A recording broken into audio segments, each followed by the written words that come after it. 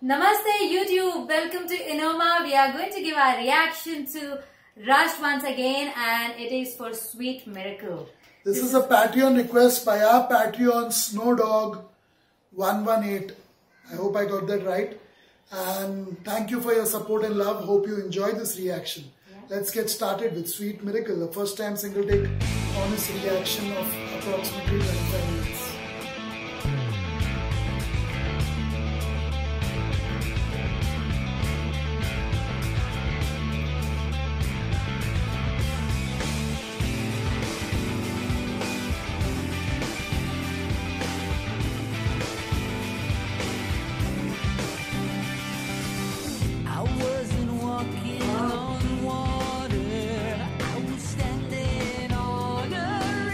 Whoa! When was the last time I heard him sing like that? Wow!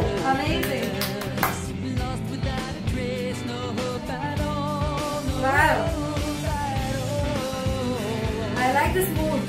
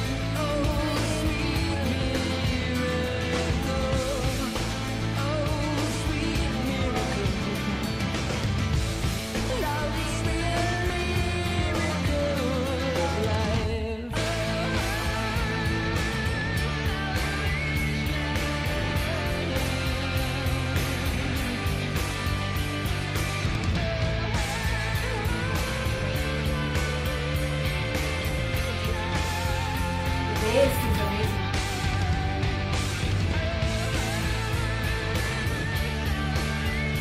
Whoa! I love him singing in the background. Like gladiator theme. Oh, Yeah.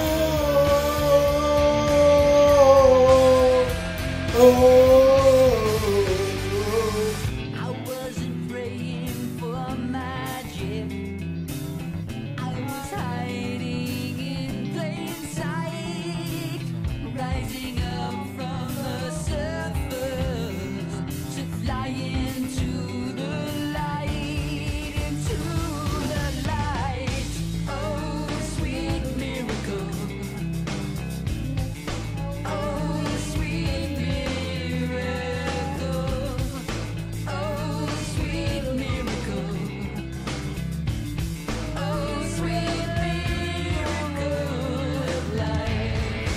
Oh, sweet miracle. Oh, sweet miracle. Oh, sweet miracle. Love, sweet miracle of life. Wow. Wow. One of the shortest songs of Rush, I think. Yeah. Yeah, so wow, it's all about getting a second chance in life. You know, a new beginning. The sweet miracle of life is when you get, a new chance, a new beginning, a new start, perhaps love entering your life, perhaps new people, new beginnings, new ventures, a new direction in your life. It was all about that, I felt. Very, very strong, pertinent lyrics. I like the start where, he was feeling like as if he's sinking even though he was not in the water. He wasn't on the water, but it felt as if the waves moved him or affected him, even though he was standing on the reef on a sturdier surface. This is one of the best songs of Rush I've heard, one of the best. because of the vocal abilities and the great guitaring in the background. Very, very nice, pertinent tone of the guitar. Very strong, very pronounced, very, very masterly. And I liked it. Drums were prominent too. Drums are always prominent in Rush songs. Neil Peart is not called the professor for nothing, isn't he? Yeah. Yeah, so drums are, needless to say, we can't really ignore him, but at the same time, if we keep mentioning it, every song of Rush has amazing drumming. But this year, I like the bass guitaring a lot. I like the lead guitaring, even though it's not as strong as other songs, but the bass guitaring was rich, very rich in this one, rich. Music was rich, it was very deep. For me, it was all about getting a new lease of life. When love comes in, someone new in your life, a new relationship perhaps. It's all about that. It's like a sweet miracle. You know, you get a second chance. Perhaps you lost your loved one in the past due to a tragedy, due to an accident, due to cancer, due to another illness, or due to old age. But suddenly around the corner you find a new friend, a new partner, a new dog, maybe a new pet, and your life takes a new direction, and that is the sweet miracle of life. And I am very, very grateful to have been through it a few times in my life. I also like the lines that he wasn't really looking for a miracle as such. He was having a normal life. Everything was, he didn't plan for something like that. But it's the magic of life. It's the miracle that happens in life that takes you on that path. That just surprises you, I guess, when things happen. Out of no planning.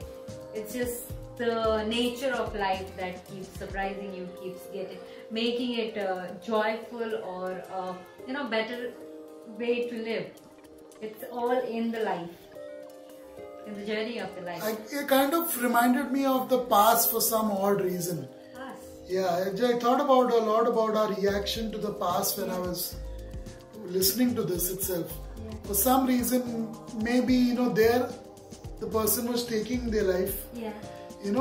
I remember that line, "Oh Christ, what have you done?" Yeah, I remember that. So I remember that line till now. I've heard the song a few more times on YouTube.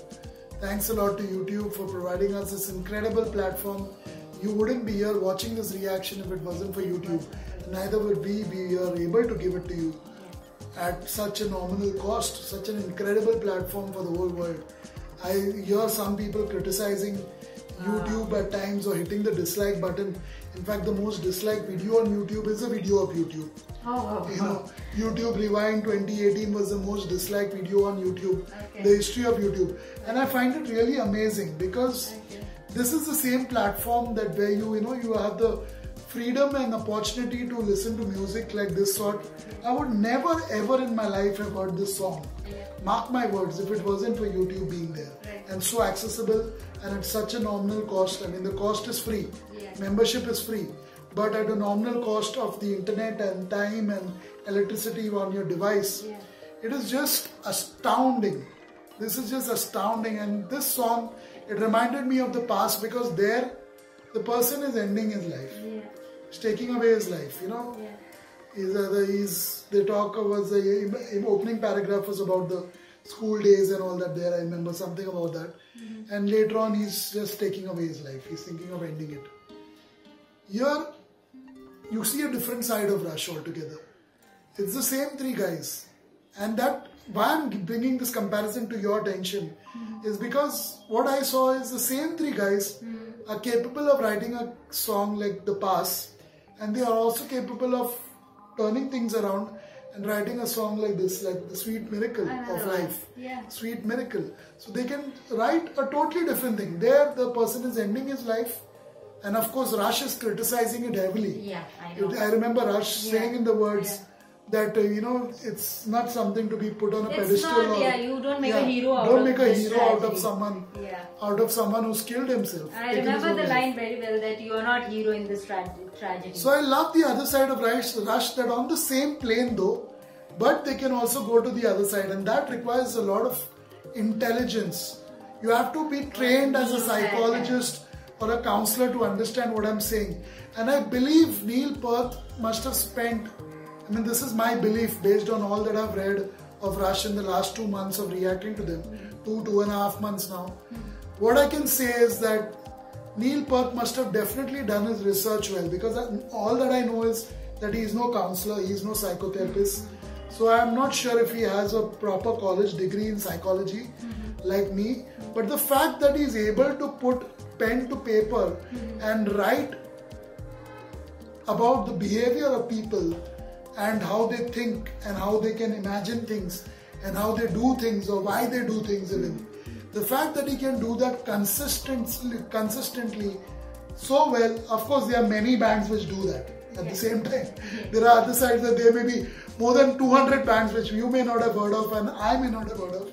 200 bands and artists and songwriters out there who have written 500 plus songs. 500 plus songs. Take country music for example, which I've grown up on. Country music and classical music. Country music, almost 40 people I know, and I can name 10 of them right now, who have close to 500 songs written by them or their songwriting team. So there are many people who do what Neil Peart does. But all of them, most of them had hired songwriters for special songs. For example, they consult with a counselor like me, they consult with a psychologist, they consult with a criminal psychologist if it's a song about crime or a person's behavior as a criminal. So all these things are the litigation part of crime and things like that. So they do hire specialists. This is what I know for sure. As a budding songwriter, I do know that the best in the business hire outsiders. So I do not know if Rush hired someone to write this, because if Neil Peart has written it, it shows, because when I heard Pink Floyd, I'm telling you why I'm mentioning this. When I heard Pink Floyd's last reaction that we did, right? Which one was that? The Great Gig in the Sky. The Great Gig in the Sky. When I heard that and when I realized that the female was paid only £40 and there was a case and an out-of-court settlement to, include a name once again in it, it disappointed me, because it told me that perhaps this was done a lot. I know that there are many heavy metal bands and pop singers who do this, who are very corrupt and they manipulate things to suit their purpose and only to give their name on the cover or the title of the song. But I did not know that in rock music too, that there were so many instances. I mean, when I dug deeper on Google after that, I realized that it's a common thing in rock music too. So I'm wondering if these songs are all written by Neil Peart, because if it is, it is really, really great of him to do it without a psychology degree. I mean, unless he has one. Because to get into the mind of people so consistently and to make it sound like, you're exactly explaining how they might have gone through it. Of course, many of the songs that I've heard and reacted to of Rush are not personal experiences. So that itself upsets me at times as a reactor and as a counselor, because I'm used to listening to music day in and day out. There was a question from a couple of our subscribers very recently, and even members of our family, and not family but tribe, what we call our tribe. There was a couple of friends who posted on our WhatsApp group of Enoma, Cafe Enoma that we call, which is running for a few years now. So they asked me, why do I react? Why do I react in a particular way for one song, and the same group, another song I have a very mellow or a very different reaction, as if I don't like it at all. The reason is, and this was told in the instance of Rush, all these comments. The reason was that I listen to music daily, on a daily basis, which connects with my life. In some way or the other, it inspires me to work better, it inspires me to counsel better, it inspires me to teach better, it inspires me to react well, it inspires me. So that is one thing. The second, it connects with lives, if it has lyrics, because most of what I listen to is new age music, classical music. So that is what I've heard for the last 2 decades of my life. I can name names of musicians which probably people have not heard about, and they probably never will, because they live in a very tight little hole and they never really want to get out of that hole because they're comfortable there. So they think they know enough to sustain it for one lifetime. But the fact is that I've heard so much of new age music, so much of pop music, rock music, all the legends of pop, practically hundreds of them I've heard. Whether it's Bob Marley, Bob Marley is of course a reggae sensation and godfather of reggae music. But I've heard all of them. I've heard pop stars, of course. I've heard Elvis. In fact, When someone asked what is my favorite song, I immediately said Elvis, Beatles and Billy Joel come to mind. Because I love almost all their songs and I have heard almost all the songs. It always amuses me when fans of Rush, Pink Floyd, Beatles, Metallica, Guns N' Roses haven't even heard all the songs of their own favorite bands. That shows that they are not even willing to explore out of the box. Forget about them liking a reactor's interpretation of that song or reaction of that song. They are not themselves heard the fans or the group song.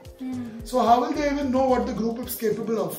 That is why in this reaction, I chose to give a comparison between the past, our initial journey into Rush. That's why it's a good interpretation of our journey, where we started and perhaps where we've gone down or gone up. I feel I've gone down in many ways as far as Rush is concerned. Because I don't connect with the lyrics. Because coming back to what I was saying, I listen to music that connects with me, that inspires me, that helps me live a better life. So when it doesn't do that, I feel disconnected, I feel confused. But at the same time, I do listen to it. I do love the music, but the lyrics, I don't have any connection with. I can straight away name Faithless. I really didn't connect with the lyrics. I love the fact that the writer said that love is good enough for me.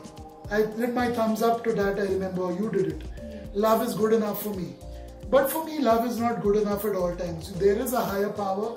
I do believe in that higher power, and that sustains me, serves me well. It has served my family well. It has served my kids well so far in believing in that higher power. But at the same time, of course, I respected the song.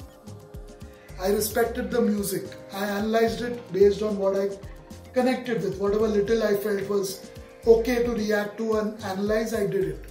Same with you. So the talk about the sermons and all, of course, you disagreed with. And I disagreed with too. So we are honest people. We are honest. We don't do things just to make people feel happy. And I like the fact that in the comments, people often say that, you should have mentioned this or you should have said this. It's been, I think, over 100 times that you'll have said the same thing, guys. Broaden your horizons, expand your horizons, open the door, open the window to your home. Let the world outside come in. It's been waiting to come in for many, many years. And you listen to songs like The Pass and Sweet Miracle of Rush. But there's no point of that listening when you do not understand the words or read between the lines or do not make a connection with your life like I do as a reactor and she does too at times.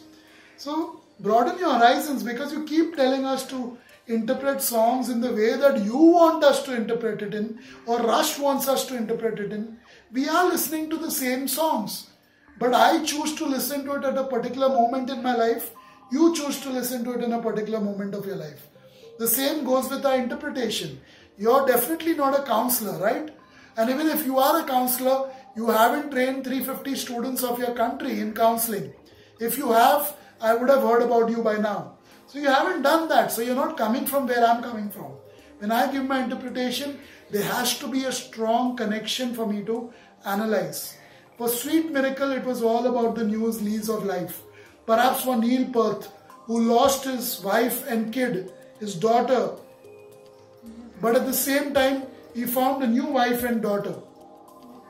So that shows the sweet miracle of life, the sweet miracle of love. And it is God and a higher power that has helped him in that purpose. Whether he believes in that higher power or not is a secondary issue. But I believe that even atheism is a religion. And in fact, it is the most followed religion in the world. Unofficially, it is the most followed religion in the world. Atheists are number one. Not Christians, not Islam, not Buddhists, not Hindus. Atheists are number one, because in every religion you have non-believers too. Every religion have non-believers too. There are people who don't want to put the tag of being an atheist. Atheism has become, unfortunately, the people were trying to not follow a religion. And I always, I'm not sure if this is the right platform to discuss about religion or not. But I always think the people who don't believe in religion, they don't say that I don't believe in God. They just don't like the whole saga, the whole custom and tradition and culture and this and that, and Yeah, the superstitions and rituals that happens in certain religions. They are not against God. They aren't. But somehow atheism has become as if a person is against God. It is not to do with God, it is to do with religions that started. Yeah, so basically what I feel is that you're absolutely right. People don't believe because of the rituals, because of the traditions, because of the superstitions. Something like that. So they reduce their belief or they start lacking belief. I myself believe in God a lot, but sometimes I don't connect with all the rituals. And I think, Neil Perth should have mentioned God over here. Because when you talk about miracles, there's only God who can make those miracles come through. The highest power. So I've read enough of great authors and people who have thanked God when God has blessed them again with a new wife and a daughter. The least you could do, I think, is thanking God at that time. Not just calling it a sweet miracle of love. It is a sweet miracle of God. So that is where I don't connect with the lyrics, because I'm used to reading books, I'm used to listening to speeches where people are honest enough to say, yes, it is some higher power that has made this happen. I had a tragedy or two in my life. I was almost knocked out. I had to go on long bike rides to recover and write books about it to recover. But at the end of the day, God was watching and He blessed me with a new wife and kid. And that should be the honesty of your religion, of your profession, of a human being. And that is where I disconnected with it. But with due respect to Neil, having said that, if he has written it from a counselor's point of view, that's why I mentioned about the songwriting aspect. If he's written it from a counselor's point of view, a psychologist's point of view, a sociologist's point of view, like I have a degree, a first-class degree from Mumbai University's LS Raija College, one of the topmost colleges and universities in the country, in psychology and sociology. So I know what I'm talking about here, basically. And I've been teaching it for 2 decades since I graduated, psychology, in different places and different ways. So basically, there's another aspect to it, coming to the good part. Neil Perth is a genius because even though he does not believe in God, which is apparent, since he's not mentioned God as a miracle worker, he does not believe in God. The fact is, despite that, he has captured the thing, experience very well and called it as a sweet miracle. So I must appreciate that, I must applaud that, and I'll even be a bit sarcastic about it while I applaud it. But the fact is that requires a lot of talent in songwriting and the arrangement of the music. I'm told that most of the latter songs of Rush have been arranged also by Neil Perth. So that itself, by a very great fan of Rush and an insider. So basically, if that is true, which it must be, fans won't know obviously if it's true or not. But if it is true, that shows that Neil Perth really has read a lot. Because if it doesn't prove that in his educational background. So he's definitely read a lot. He's seen a lot in life. He's read a lot, he's been to many places along with Rush or on his own. And that has given him great insight into things. And if the others have also contributed in this song, because there were a couple of verses which seemed very wayward, so perhaps that was the influence of Neil Perth in a different mood writing it or at a different time altogether, or one of the others' contributions. Because that's what happens in country music, pop music, rock music all the time. That is where those people who contributed don't even get their name in the title, and that's what I hate the most. Even though it may not be the case here, but it could be seen that he was writing it when he was perhaps in a state of depression or mood swings, or there were influences of other people who were totally different from him at that time. What are your final thoughts, Kirti? I guess we spoke a lot already. Yeah, that's why I'm saying your final thoughts. Yeah, I love... It was a good song, good reaction. Before I'll give a final shot. Good song, good reaction for me. I think I was pretty honest, and that's what people expect, and that's what we always deliver. We cannot go by what you say to us. We don't have that in our blood. We believe in God, we believe in a higher power, and we always feel ashamed and guilty and even regret it if we ever cloud our thoughts and opinion based on what you say in the comments. So we don't do that as far as our reaction goes. Yes, it does upset me when people say something about my culture, race, my background. I've been through it, I think 10 times now, in rush reactions only. Oh. Yeah, only in rush reactions I've done it. Mark my words, if you have the ability to open your windows and doors and watch other reactions that we do, you will realize that I only do this in rush reactions, and the reason for doing that is because people try to cloud my opinion so much in the comments, and at the same time those same people put me down. So I find it very, very demeaning of them that the fact that they first try to manipulate my opinion, and then they tell me that you're a loser, or you're an Indian, you're a poor guy, you're a dumb guy. Are you really a counselor? Yes, I am. I've taught 350 people in my country and done 1,000 plus counseling sessions, which hopefully one day one of you will also need counseling very badly. You can come to me. That's funny. Yeah. To just get to the last point that you said, that yes, most people like things the way they want to see. But you have to realize that you're coming to watch a reaction of two different people from a different background, from a different country, from the different part of the world, all together. So if they speak the same tune as you want, what is the difference of you coming and watching? You already have your opinion. Go watch your own guys. Whoever you like, whoever you connect with, go there.